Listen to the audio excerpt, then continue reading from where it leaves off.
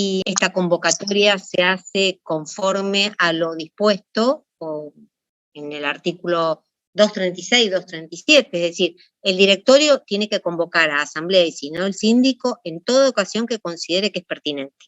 Pero también deben convocar a asamblea en los casos en que lo pida el 5% del capital social, solicite una convocatoria de asamblea y el tema que haya planteado estos socios deben estar en el orden del día. Por lo menos debe revestir el 5% del capital social. Y esa asamblea se realiza dentro de los 40 días. Si no ese es el caso y tenemos una asamblea que está siendo convocada por el directorio, la asamblea conforme al 237 tenemos que la convocatoria se publica en el boletín oficial, por lo menos con 10 días de anticipación al desarrollo de la asamblea y no más de 30 días. Eso para la primera convocatoria. Ahora les explico qué es primera convocatoria, segunda convocatoria. La segunda convocatoria, conforme al 237, debe hacerse, también publicarse en el boletín oficial, si fuera una de las sociedades que cotizan en bolsa o las del 299, también en un diario de amplia circulación, y decimos que debe hacerse para segunda convocatoria 8 días antes, por lo menos, del desarrollo de la asamblea y no más de 3. Primera convocatoria, segunda convocatoria es porque si fracasa la primera reunión, con una mayoría en realidad con un quórum diferente, inferior, se puede hacer una segunda convocatoria. Es decir, fracasó la primera reunión y hacemos la segunda. Esa segunda reunión la podríamos estar convocando no solo con un día de diferencia. Uno podría decir, primera convocatoria para tal día. Ese tal día, a la hora siguiente, que sea la segunda convocatoria. ¿Por qué es importante esto? Porque los quórum, como les decía, son diferentes. En la primera convocatoria nosotros decimos, en una asamblea ordinaria, decimos que tienen que estar presentes para empezar la reunión por lo menos la mayoría de las acciones con derecho a voto. Si falla la primera convocatoria y la segunda se hace dentro de la hora, o al día siguiente, o cuando esté establecido que se iba a hacer la segunda convocatoria, y si no ha sido publicado en el junto con la primera, va a tener que volver a publicarse la invitación a la segunda convocatoria. Decimos que para la segunda convocatoria el quórum va a ser cualquiera sea la cantidad de acciones con derecho a voto que se encuentren presentes. Es decir, que con menos acciones con derecho a voto puede desarrollarse la asamblea.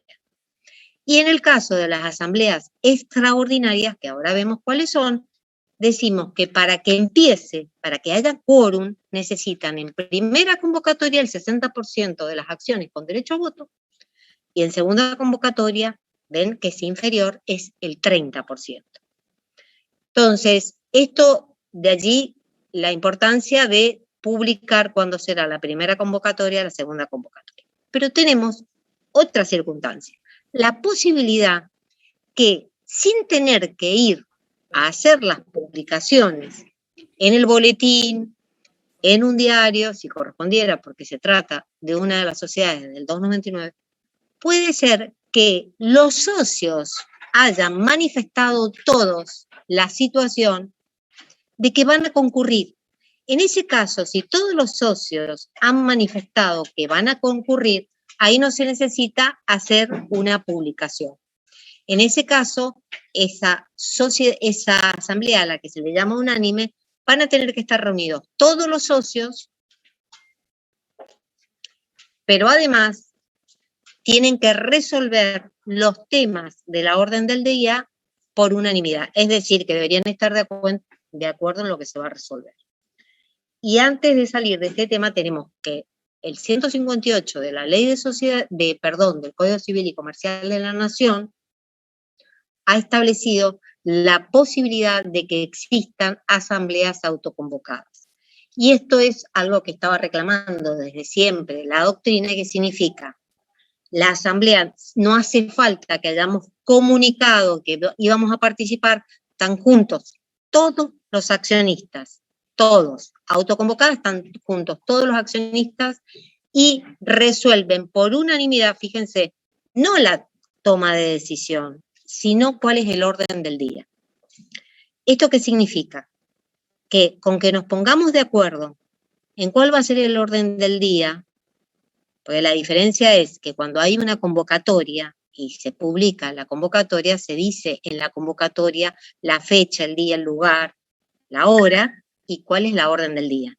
En la autoconvocada nos estamos reuniendo directamente de manera espontánea. Tenemos que ser todos los socios. No hace falta resolver cada punto por unanimidad, sino que estemos de acuerdo por unanimidad en el temario, es decir, en la orden del día. De todo, después cualquier cosa me van preguntando o me van interrumpiendo, ¿sí? Lo que no vayan entendiendo o si voy muy rápido.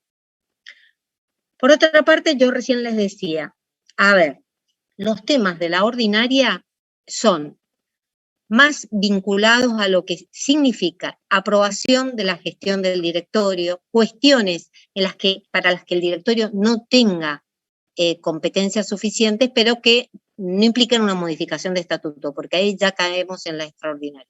Pero, por ejemplo, designación de directores, aprobación de informes y recepción de informe del síndico, también puede ser tratar sobre la conducta, es decir, aprobar la gestión o desaprobar la gestión de los directores y del síndico, tratar la remoción de directores o síndicos, analizar un comportamiento o una situación digna de investigación y que daría lugar a una remoción, para ver si se aprueba o no se aprueba la gestión de directores, de síndicos.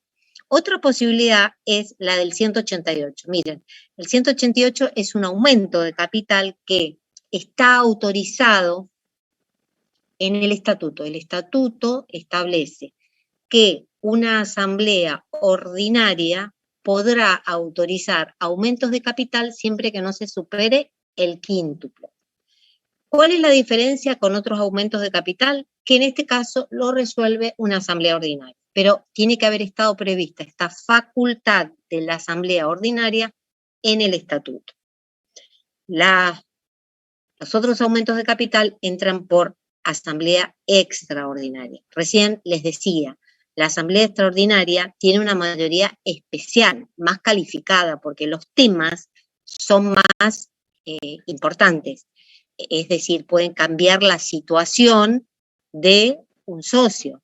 Por ejemplo, temas de la asamblea extraordinaria están en el 244, por ejemplo, si mudamos el domicilio al extranjero, si hacemos cambios sustanciales en el objeto, si de pronto aumentamos capital, disponemos el rescate de las acciones, la amortización, es decir, salgo a buscar acciones, doy de baja ya algunas acciones porque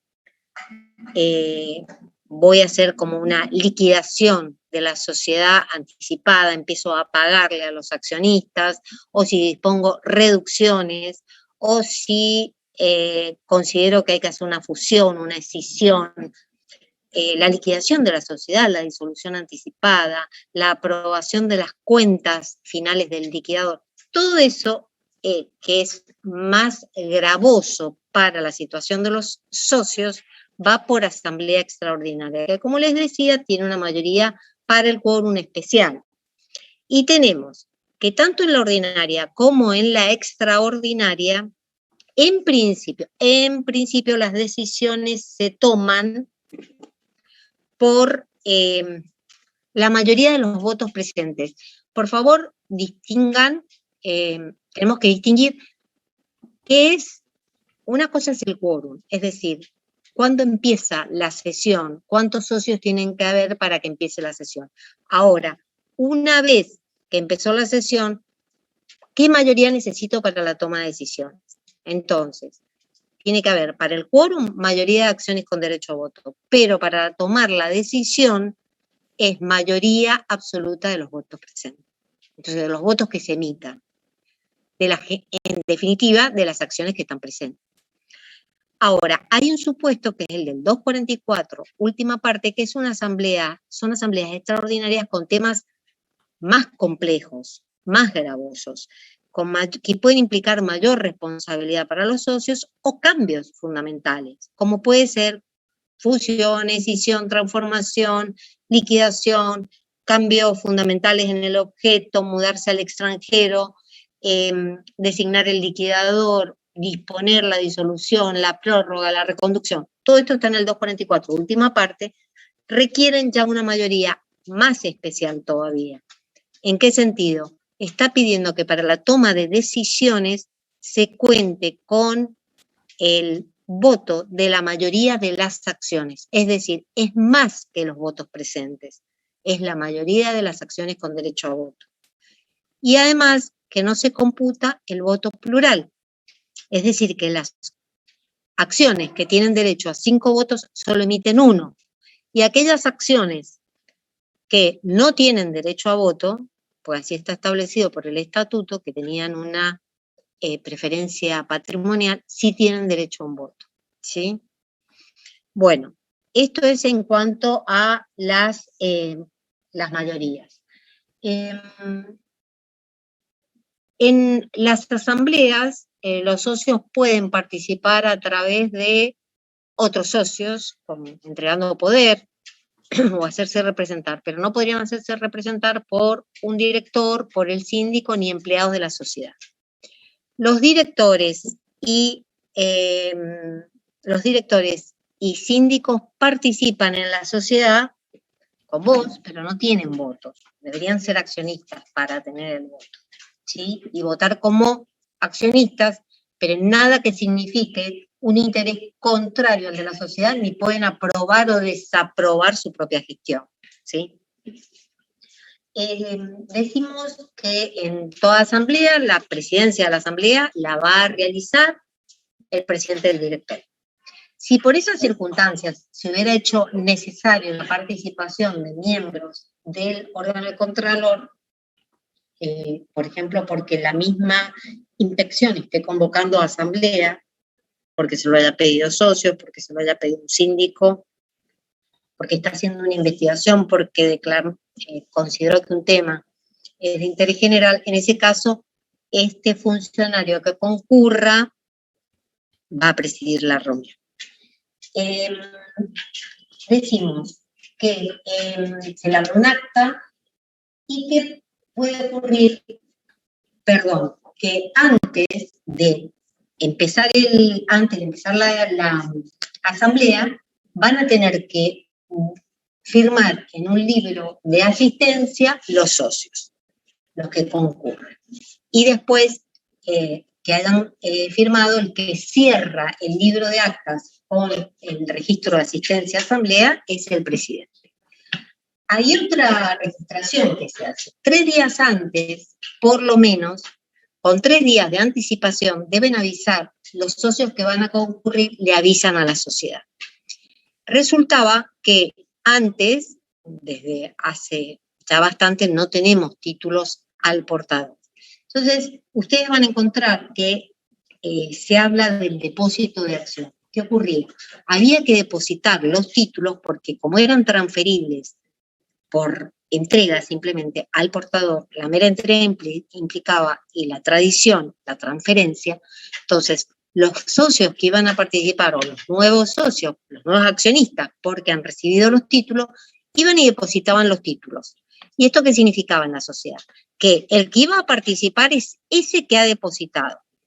Cualquier otra persona que se presentara a invocar un título falso va a responder por el valor de las acciones que está invocando falsamente.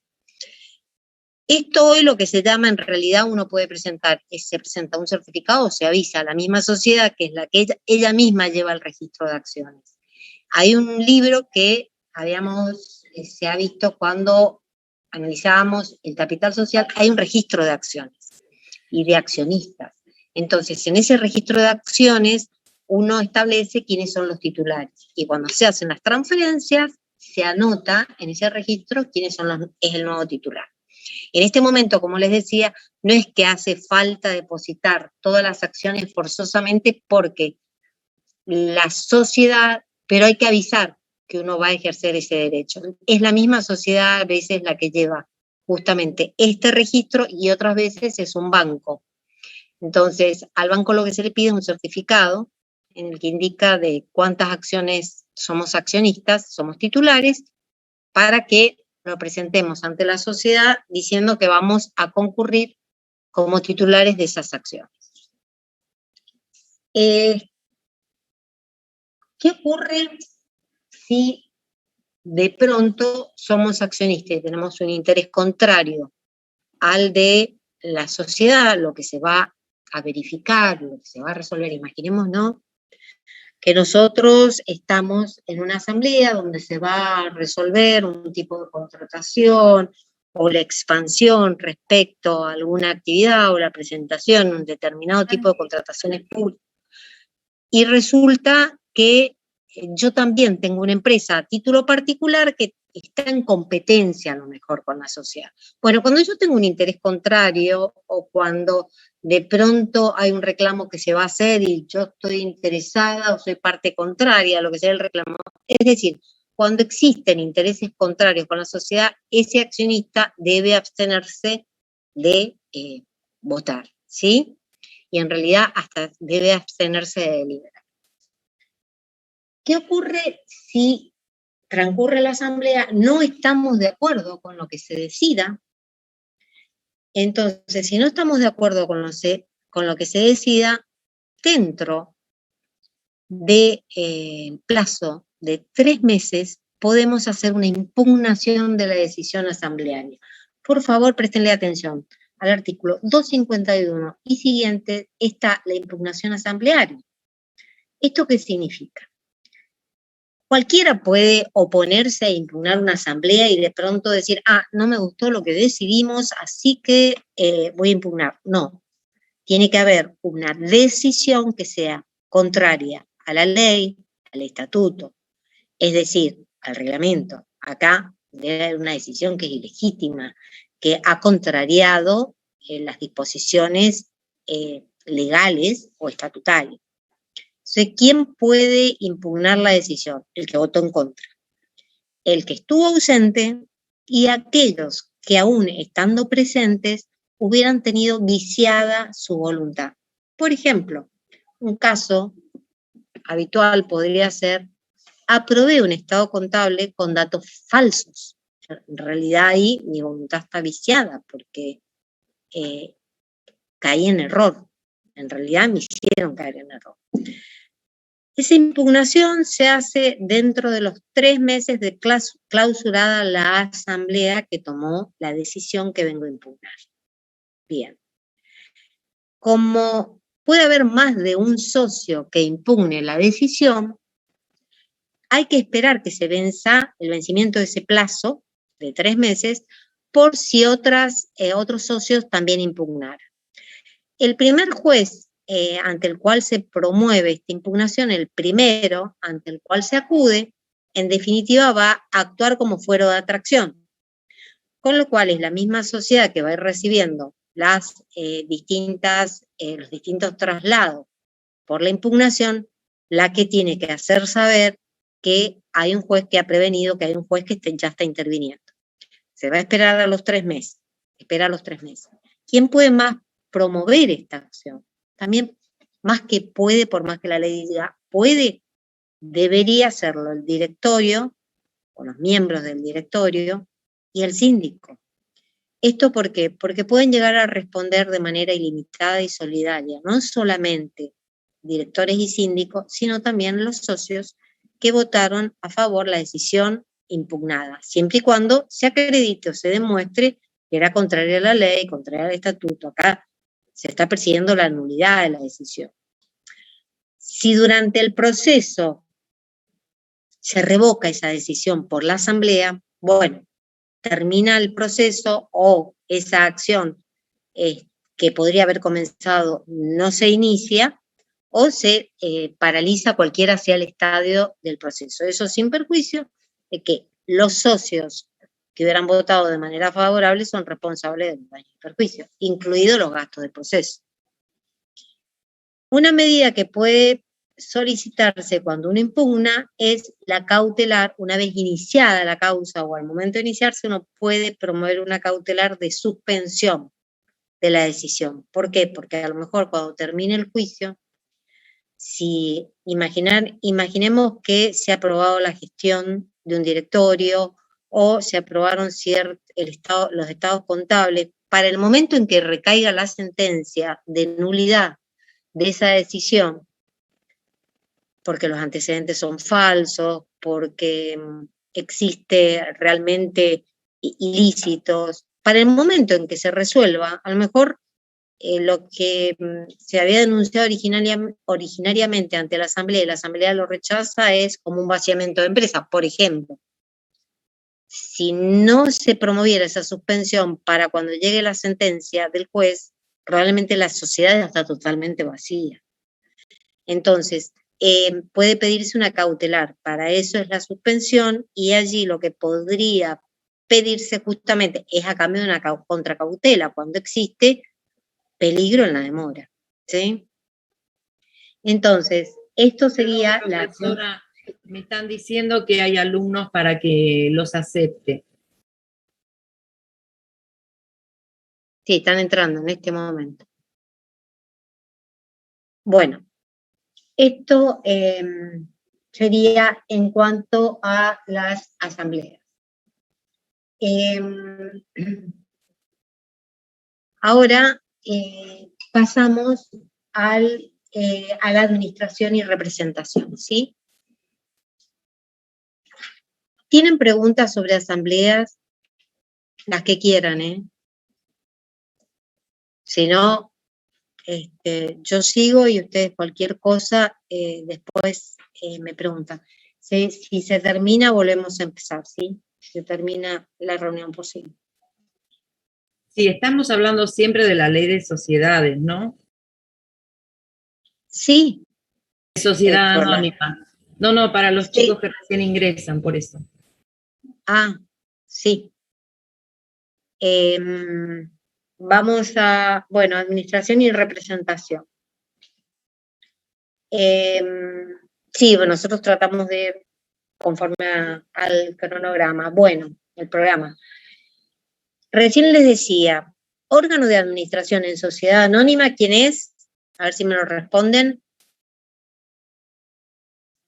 Bueno, está bien. De administración, profesora, sí. Es el directorio. Perfecto, representación. El presidente. Perfecto. Bueno, entonces, los administradores, es decir, el directorio, no pueden durar más de 3 años en el cargo. Esto va a depender exactamente de lo que diga el estatuto. El estatuto podría decir menos de 3 años. 3 años o menos, 2 años, 1 año. Entonces, el cambio de la administración se va a hacer por la asamblea ordinaria, como recién habíamos dicho. En principio, cuando se vence el mandato, hay cambio en la administración, pero pueden ser nuevamente designados de manera indefinida. 3 años, otros 3 años, otros 3 años. Pero siempre tiene que haber ese cambio. ¿Y quién lo hace? ¿Quién los designa? La asamblea ordinaria. Hay un supuesto excepcional que es cuando exista un consejo de vigilancia, podrían por estatuto estar autorizado el consejo de vigilancia, que es un grupo entre 3 y 15 accionistas, podrían estar autorizados a designar los directores. En ese caso, decimos entonces que la designación la hace el consejo de vigilancia. Tenemos también que puede existir la posibilidad que el estatuto le esté brindando a algunos miembros elegir un director en su condición de minoría.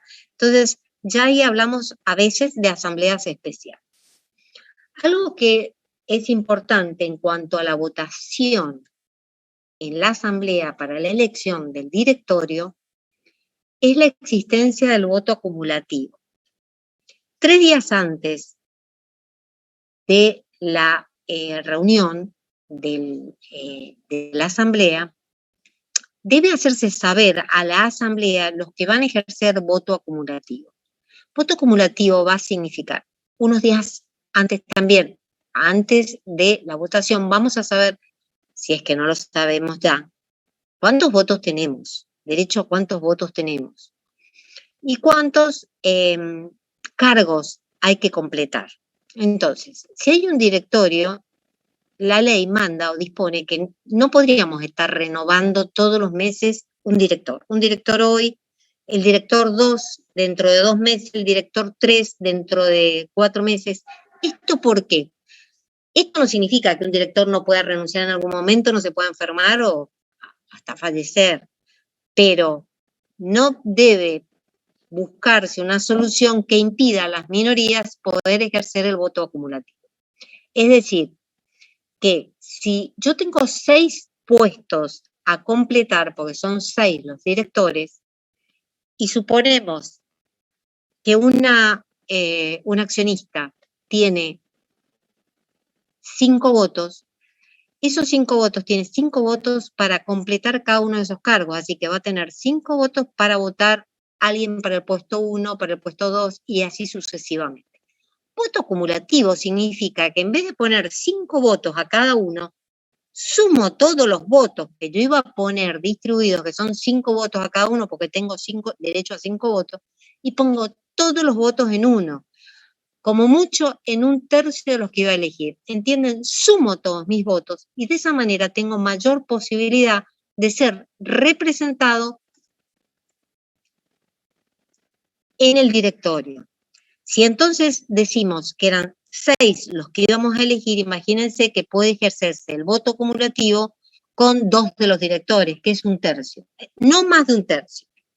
¿Qué significa? ¿Todos tienen que votar de manera acumulativa? No, solamente aquellos que quieran hacerlo de esa manera porque precisan tener de manera, son una minoría y quieren sentirse representados por un accionista, por un director, 2 directores, que no necesariamente van a ganar, sino que somos un montón de accionistas que van a hacer el voto y todos aquellos que no hagan voto acumulativo van a poder votar por cada uno de los cargos.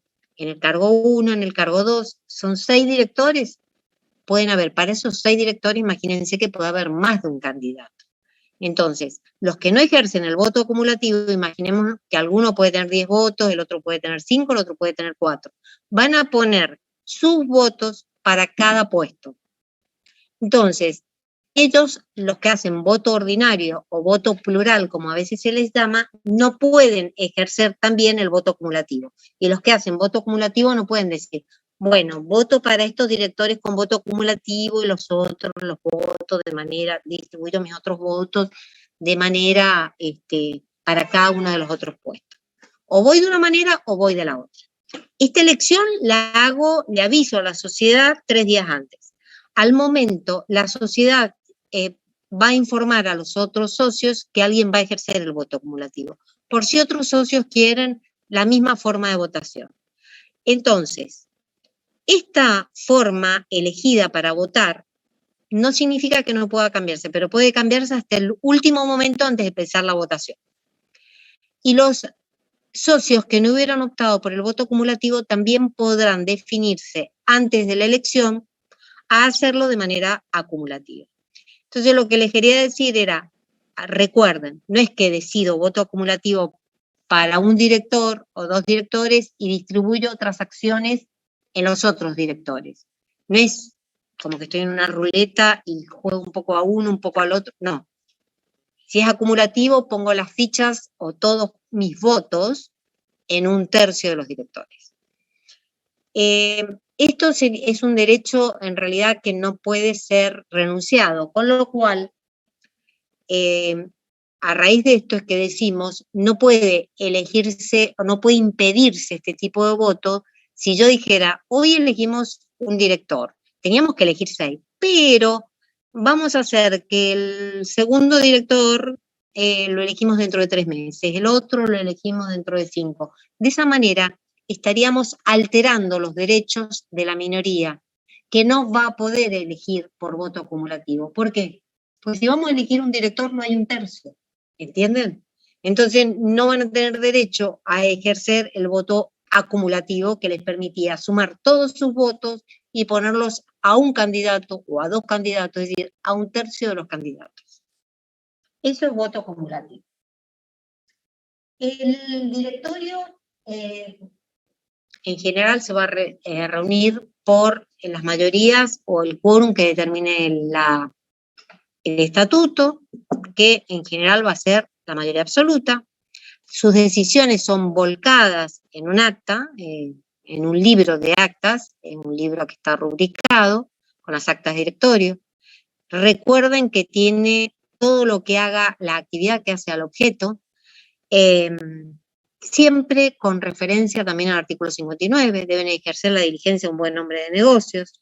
No basta para no ser responsable no haber hecho nada. El no haber hecho nada ya los hace responsables, por omisión, porque es la responsabilidad de un buen hombre de negocios, quedarse quieto, estático y que los demás decidan, no me convierte en un buen director, también me convierte en un mal director. Deben formular denuncias, deben denunciar ante el síndico. Antes de que les recayera una denuncia, deben denunciar ante el síndico, deben denunciar ante la asamblea. Si no son escuchados, deben denunciar ante el órgano de control y también tienen acciones judiciales. ¿Esto por qué? Porque los directores responden de manera ilimitada y solidaria por sus decisiones. Entonces, si tienen una decisión contraria, lo tienen que hacer saber. Y si están en contra y es gravosa, tienen que formular la denuncia, como les decía, al síndico, antes de que llegue la denuncia por sus acciones u omisiones. Decimos que la responsabilidad está prevista en el artículo 274, responsabilidad ilimitada y solidaria, más allá de que seguramente que un juez, si se lograra aprobar la participación distinta de algunos de los directores, puede juzgar esa responsabilidad.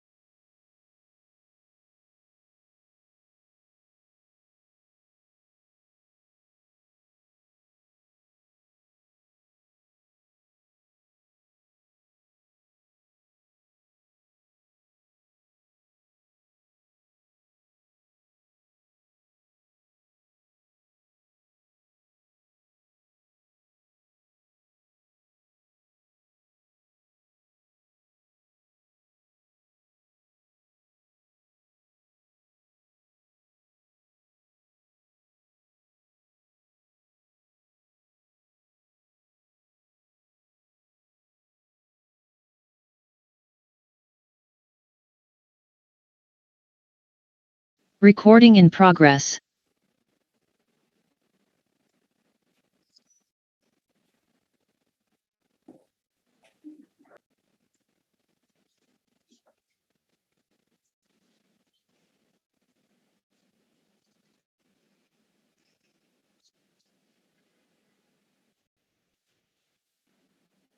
Bueno, entonces,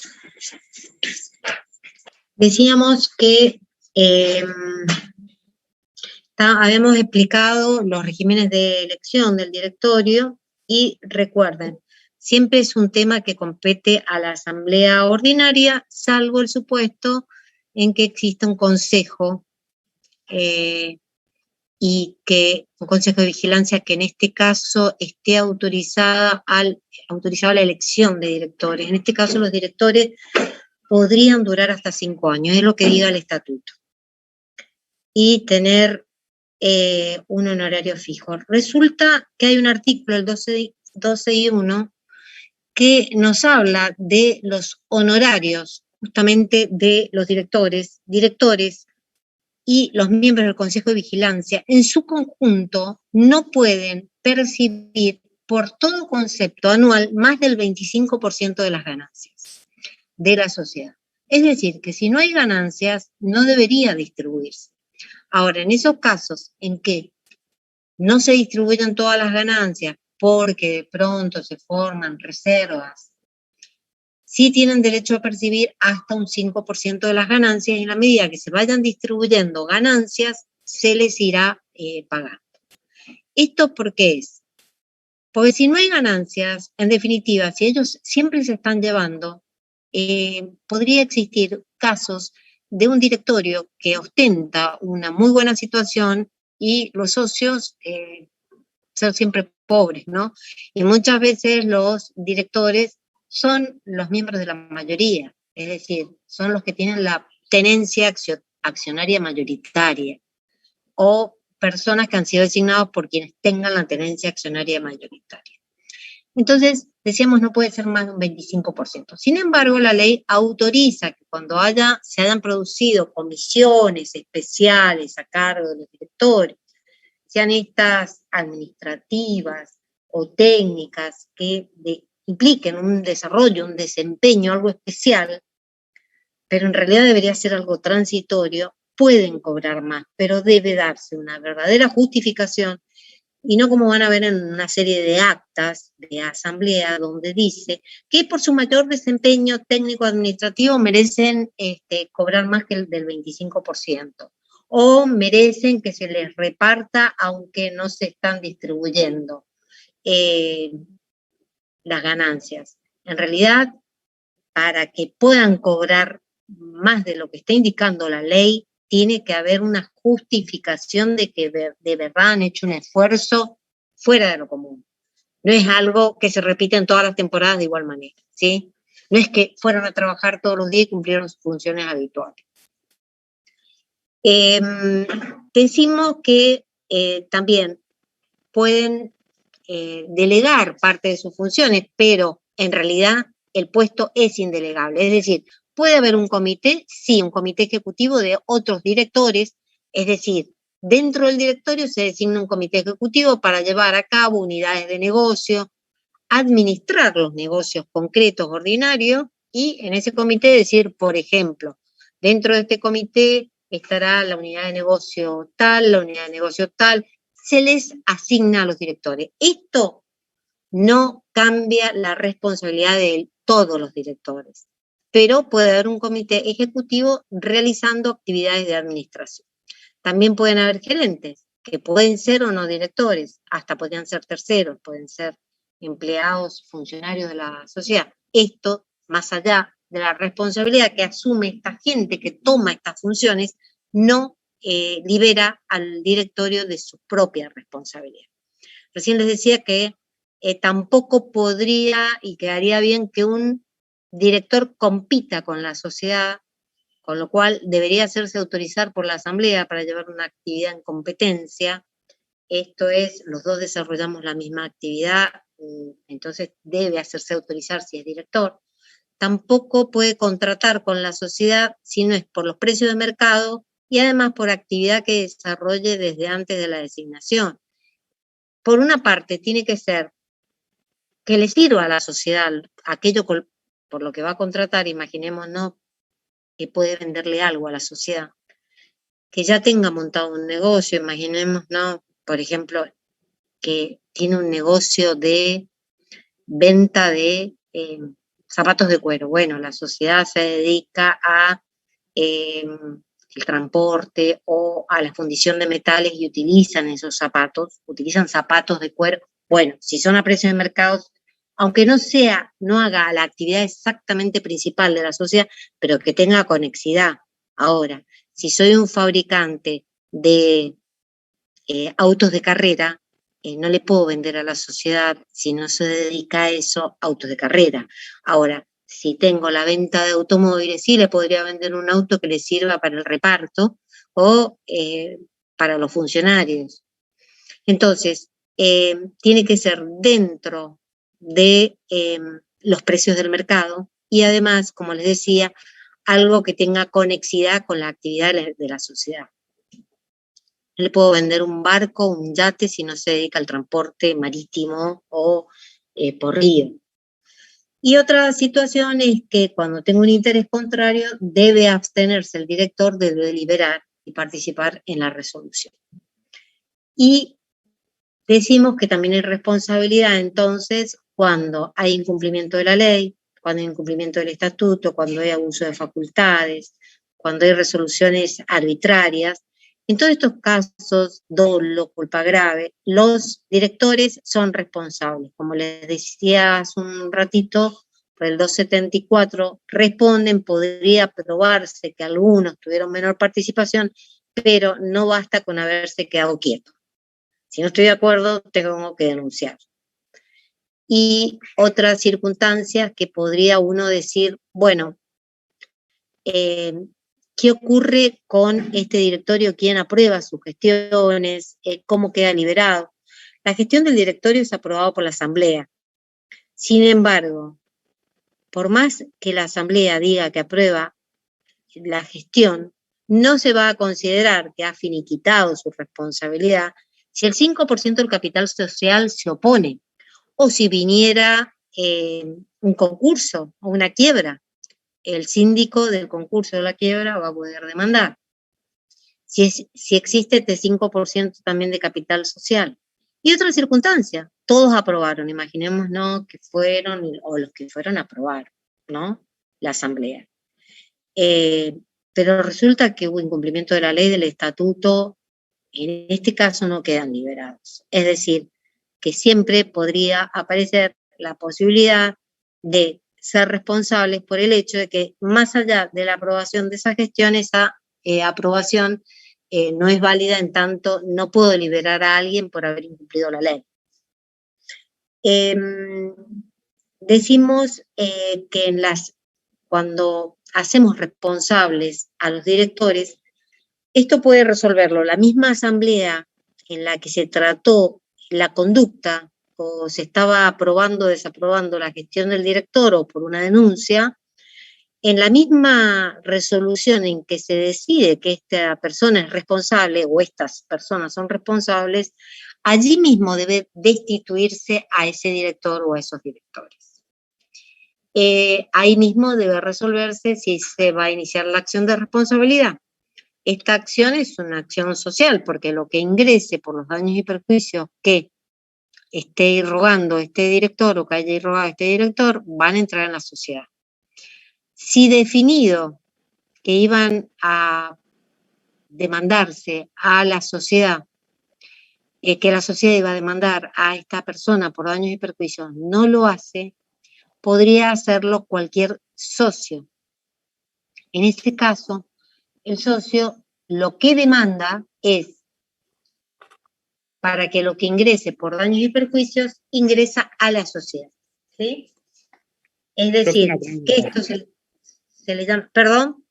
Sí, una pregunta. En caso de que haya una intervención, ¿cómo sería el mecanismo de la asamblea y ese tema? A ver, vamos a pensar. Si existe una intervención, eso no significa, son distintas circunstancias. Acuérdense que habíamos hablado. En los casos de la intervención habían distintos supuestos. Uno era hablamos del 113 en adelante, ¿no? Uno era el veedor simple, entonces el veedor no corre a los administradores, con lo cual el ritmo de la sociedad continúa. ahí las convocatorias son normales, o la va a hacer el síndico o la va a hacer el directorio.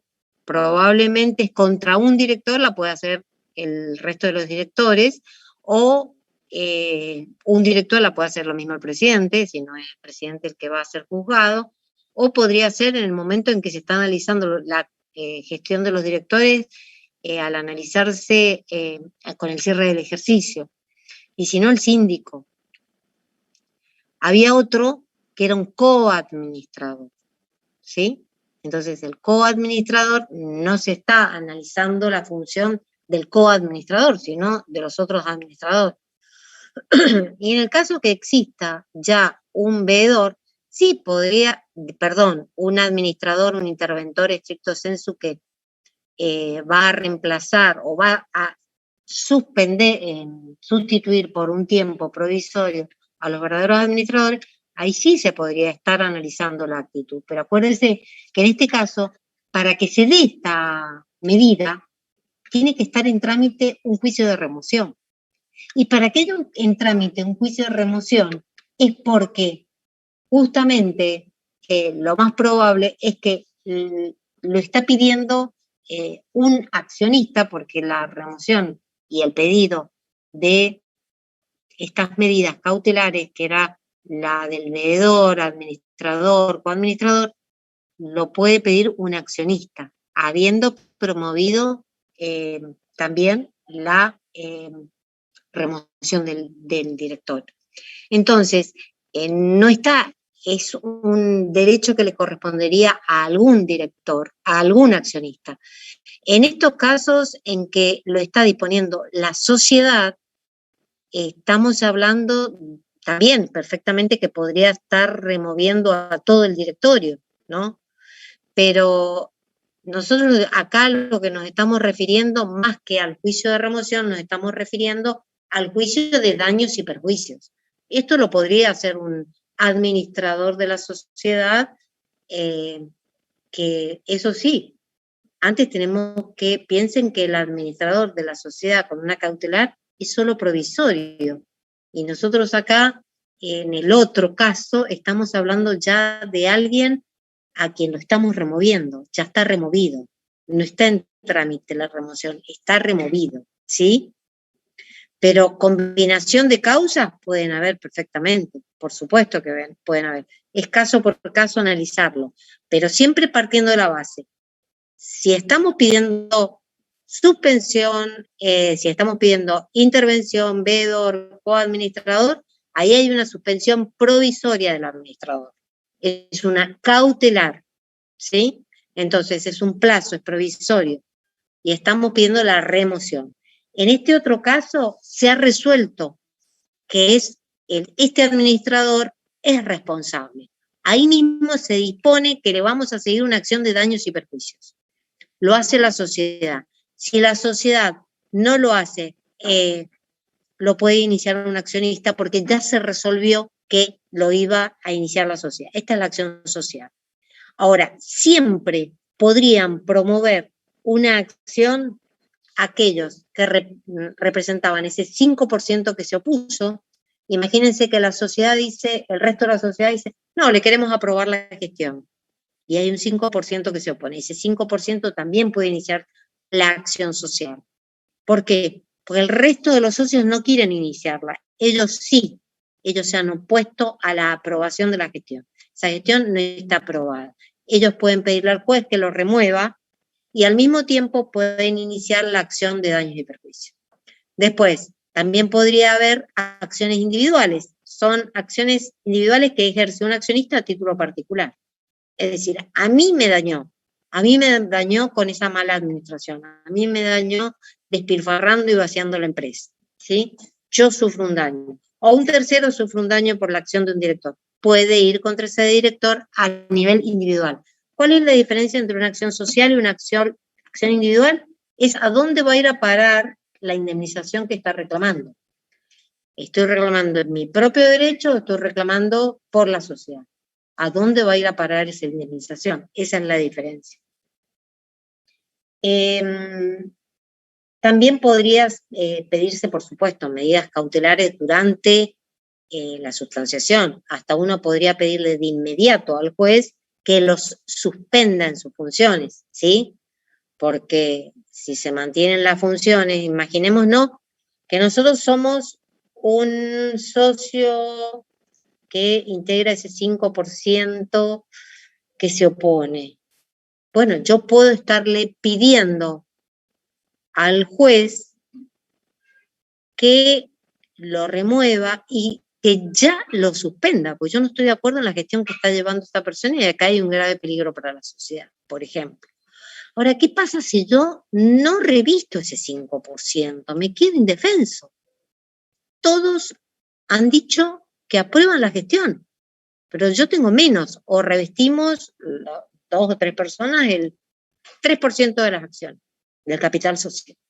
Lo que yo ahí puedo hacer es impugnar la decisión asamblearia y por vía de la impugnación demostrar que se ha incumplido con la ley, con el estatuto.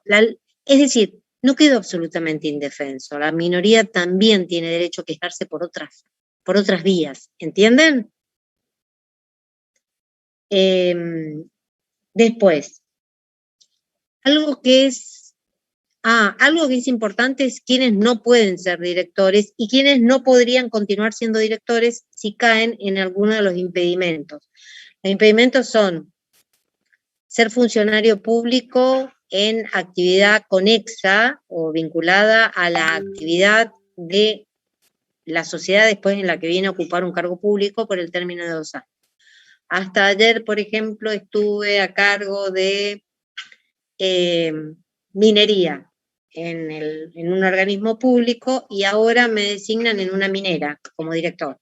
Bueno, en realidad uno debería pensar que la ley es como que va por la contraria, pues como está pensando forzosamente que va a haber un acto de corrupción. Es decir, que aquel que ocupó el cargo público vinculado a la actividad de la sociedad en la que va a venir a ocupar un puesto de director, es como que dictó resoluciones que lo protejan, que protejan ese tipo de actividad.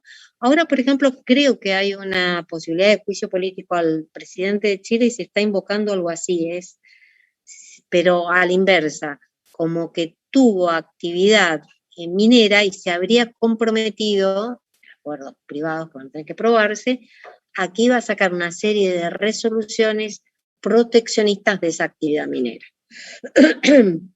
Otra posibilidad es, no puede ser director quien está inhabilitado para ejercer el comercio, tampoco puede ser director quien ha cometido estafas, quien no puede ocupar un cargo público de administración o por malversación de caudales, quien ha robado, hurtado, las personas que han emitido cheques sin fondo, delitos económicos en general, delitos en la administración de sociedades o en la liquidación de sociedades. En todos estos casos, entonces, ¿qué hay que hacer? En el término de 40 días debería estarse, de término de ahí nomás, llamándose a una asamblea y modificando o reemplazando a este director. Siempre que hablemos del reemplazo de un director, pensemos que por lo menos los directores, siempre que designemos un director, por lo menos debe haber un director suplente. ¿Esto por qué? Porque para el hecho de justamente que el único director que esté designado no pueda continuar. En los casos en que todos los directores no pudieran continuar y no hay reemplazo, el que los designa inmediatamente hasta que se llama la próxima asamblea es el síndico. Pero hay casos en los que no existe sindicatura. Habíamos dicho que en aquellas sociedades que no están en el 299 puede prescindirse de la sindicatura. Entonces es importante que se designe siempre que haya, cuando se designan directores, sus reemplazantes. Les decía más temprano que si se pudiera determinar la responsabilidad de cada director, si fuera una actuación colegiada de ellos, la administración es diferenciada de lo que ha hecho cada uno. Podría el juez asignarles distintas responsabilidades. Este director responde, el otro responde más, el otro responde en menor cantidad. Para esto deberían estar asignadas sus funciones mínimo en el estatuto. Es decir, este va a tener, por ejemplo, este solamente va a a nivel individual puede desempeñar todas las tareas de logística. A nivel individual puede tomar todas las decisiones financieras. Entonces, en ese caso, si el problema surgió en ese tipo de actividad y está registrado, en la asamblea se dispuso qué hace cada uno, es otra cosa. Y se registró qué hace cada uno. Los cambios en el directorio deben registrarse conforme al artículo 60. Tienen que cumplir con una garantía. Esa garantía normalmente se hace por una caución o se contrata un seguro. Ese seguro actualmente no puede ser por menos de 300.000 pesos por la responsabilidad que tengan en relación a la sociedad o a terceros, ¿sí? Actualmente las pólizas son entre 300.000 y 1 millón. Hasta hace poco eran garantías muy chicas. Otra cosa que es importante es que en este momento está regulado, hay normas de buenas prácticas. En este momento ustedes saben que existen normas de cumplimiento de la ley, normas de compliance y normas de responsabilidad penal de las sociedades que están en la ley 27.401. En este caso, recuerden que la sociedad podría tener responsabilidad penal, cosa que antes no se daba, y que esto es algo que se ha universalizado. Es decir, las sociedades no pueden ejercer o no pueden abstenerse de responsabilidad porque sus funcionarios ejercen actos de corrupción. Si la sociedad se vino a beneficiar y la sociedad actúa sin observar, sin denunciar a sus funcionarios, resulta que la sociedad también es penalmente responsable. Y esto le va a caber, no puede ir a la cárcel la sociedad, que es una persona jurídica, pero sí multas que pueden ir entre 2 y 5 veces los beneficios que haya obtenido o podría haber obtenido de aquel acto o contrato en el que ejerce corrupción, por ejemplo, en el que paga una coima, en el caso de un cohecho. También deben tener un programa, todas las sociedades deben tener un programa de cumplimiento de la ley, de buenas prácticas. ¿Esto para qué? Para que llegado el caso de que la sociedad sea denunciada, para liberarla de responsabilidad, debo demostrar de que aquellas personas que cometieron corrupción dentro de la sociedad les costó cometerlo. Había un régimen de control, habían normas de control, había un código de conducta, un código de ética, habían pasos que cumplir, habían permisos, normas, habían posibilidad de hacer denuncias internas, pasos internos a cumplir antes de hacer grandes gastos, antes de hacer regalos, control de los gastos que lleva cada gerencia, cada administrador. Todo eso me va a permitir que la sociedad más rápido salga de las sanciones, que podrían ser también, además de esto, esta penalidad, por ejemplo, que no pueda, por el término de 6 años, presentarse a una contratación pública, o una inhabilitación que podría ser por un largo periodo y hasta que se le retire inclusive el permiso para funcionar, si dependiera una autorización del Estado para funcionar o se le retira una concesión pública. Bueno, todas estas son normas actuales de buena práctica. Tiene que haber un responsable de compliance o cumplimiento de la ley designado entre los directores, que es responsable ante la UIF o el contacto ante la UIF. En este momento también, cuando hay cualquier designación, cualquier cambio, acto a registrar, uno debe denunciar ante el órgano de control quiénes son los administradores, si los administradores están en listas negras, si además quiénes son los titulares de las acciones. Esto porque para saber de dónde viene el capital que se invierte en las sociedades, para evitar que venga del lado de activos, del tráfico de drogas, que sean personas que sean terroristas.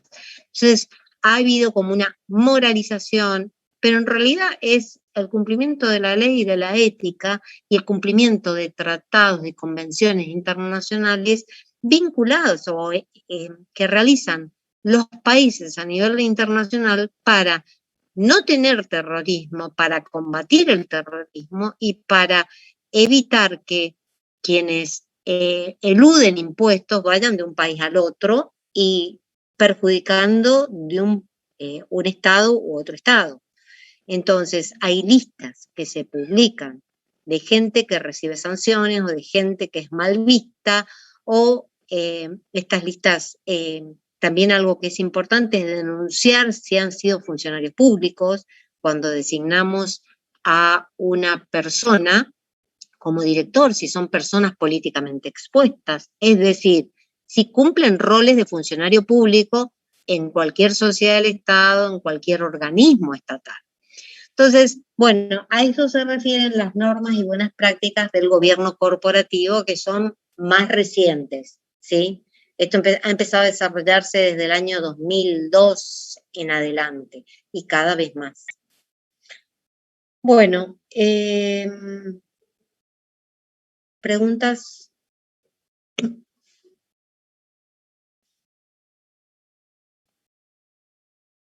¿Alguno tiene preguntas? No, profesora. ¿No? Bueno.